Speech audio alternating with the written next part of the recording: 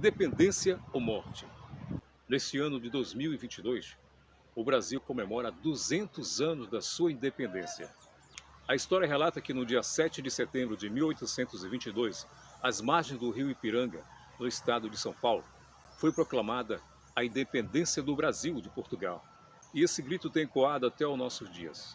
Reportagem especial do Conexão Notícias sobre os 200 anos de história da independência do Brasil. A questão da independência do Brasil, que nós comemoramos 200 anos, que foi aquela separação entre Brasil e Portugal. O Brasil, Dom Pedro era o imperador do Brasil e tal, mas praticamente ele estava sob a orientação de Portugal. Ele não aceitava e, devido a muitos fatos que aconteceram, muitas pressões, a independência foi proclamada. Então, a independência do Brasil, ela foi conquistada com sacrifício, com o sangue dos patriotas. E hoje nós lembramos que tipo de independência nós temos. O nosso país continua sendo um país onde as desigualdades sociais continuam, muitas divergências, a questão cultural também existe questionamento. Mas, para nós brasileiros, é um momento em que nós lembramos a luta travada para que nosso país se tornasse independente. E esse grito, esse brado independência ou morte, para nós representa, nos dias atuais, uma luta pelaquela morte que é provocada pelo racismo, pela questão étnica, cultural. Todos são iguais. Não importa a cor da pele, não importa nada disso. O importante é o respeito que nós devemos ter para todas as etnias, para todas as culturas e para todas as opções. A independência é a busca da sua própria autonomia.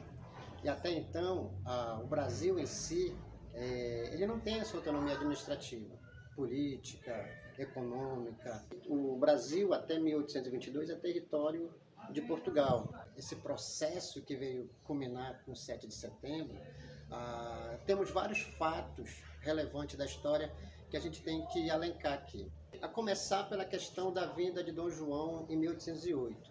Dom João vem para cá, aí quando ele chega aqui em 1808, começa um processo de modernização aqui no Brasil. E tanto é que vai ser concretizado isso em 1815.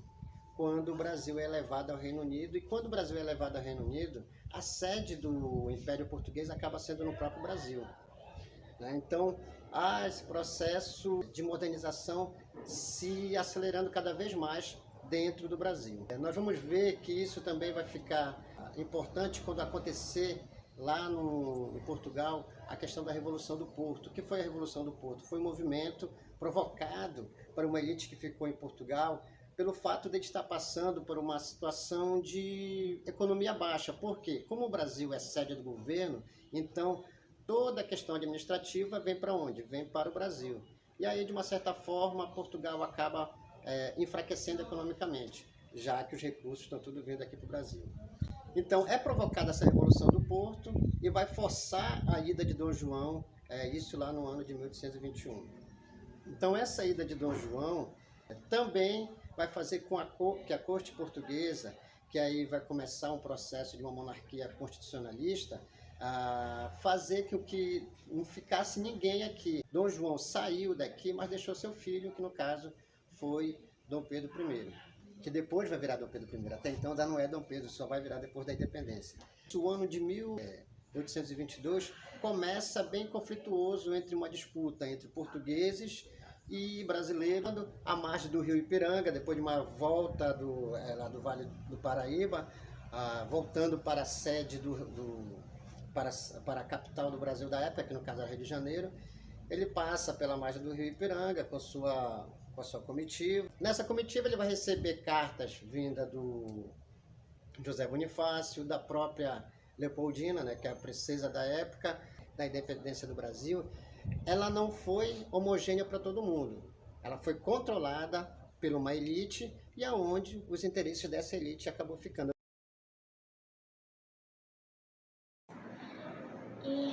a independência do Brasil, isso me faz lembrar muito da liberdade.